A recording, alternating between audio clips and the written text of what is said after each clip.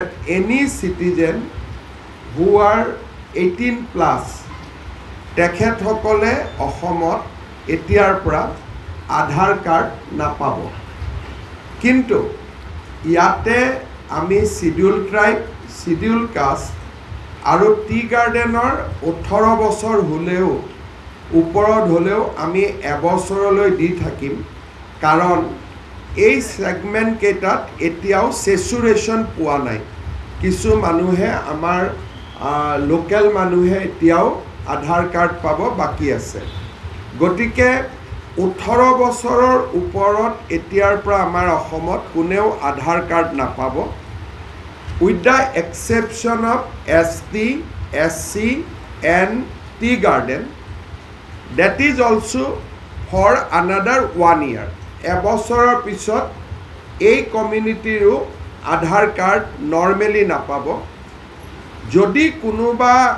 আধাৰ কাষ্টৰ মানুহ আধাৰ কাৰ্ড পাব বাকি থাকি গল তেখেতসকলে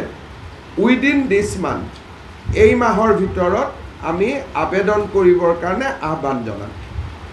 যে ইয়াৰ পিছত এই উইন্ডোটো খোলা নাথাকিব সেই কাৰণে আমি সেপ্টেম্বৰ মাহটো তেওঁলোকক আবেদন কৰিবৰ কাৰণে সময় দিম আৰু এই যিখন নটিফিকেশন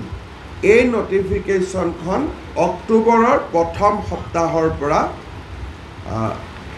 কাৰ্যত পৰিণত হ'ব তাৰ পিছতো কোনোবা যদি বিশেষ মানুহ বিশেষ কাৰণত বাদ পৰি যায় তেওঁলোকে ডিসিক এপ্লাই কৰিব লাগিব আৰু ডিসিয়ে এসবি ফৰেনাৰ্ছ ট্ৰিব্যুনেল সকলোৰ লগত কথা বতৰা পাতি ৰেয়াৰেষ্ট অফ দা ৰেয়াৰ কেছত দিব পাৰিব যদি কোনোবা বাদ পৰি একেবাৰে মানে কিবা কাৰণত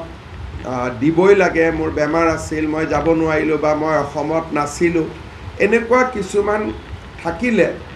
অকল ডিসিয়েহে আধাৰ কাৰ্ডখন দিব পাৰিব বেলেগ কোনেও নোৱাৰে এই সিদ্ধান্তটো আমি এই কাৰণে লৈছো যে যোৱা কিছুদিনত বিশেষকৈ যোৱা এটা বছৰত আমি বাংলাদেশৰ পৰা অহা ইলিগেল বাংলাদেশীক আমি নিৰন্তৰ বৰ্ডাৰত ধৰি আছো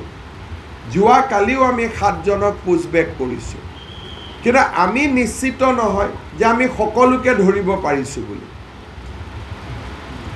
গটিকে আমি এটা প্ৰটেকচন ল'ব খুজিছো যাতে কোনো মানুহে অসমৰ ভিতৰত সোমাই আধাৰ কাৰ্ডখন লৈ তেওঁলোকে ভাৰতীয় নাগৰিক হ'ব নোৱাৰে